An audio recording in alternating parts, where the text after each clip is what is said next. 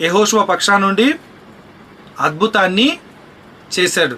వారిని బలపరచడానికి శత్రువులు కూడా చూసే విధంగా సూర్యచంద్రులను ఆపాడు.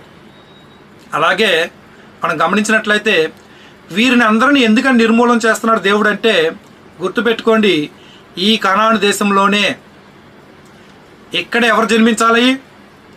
యేసుక్రీస్తు వారు జన్మించాలి. ఆ దేశాన్ని దేవుడు ఏం చేస్తున్నాడు?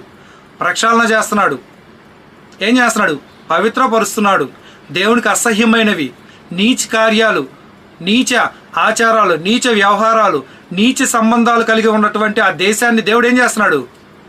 అపవిత్రులుగా జీవిస్తూ దేవుడిని ఎరుగని వారుగా జీవిస్తున్నటువంటి వారిని దేవుడు ఏం చేస్తున్నాడు? వారిని వెళ్ళగొట్టి పవిత్రపరుస్తున్నాడు. ఎందుకంటే అద్వితీయ కుమారుడు అక్కడ జన్మించాలి. అందుకే ఆ దేశాన్ని దేవుడు పవిత్రపరుస్తున్నాడు. చూడండి ఒకసారి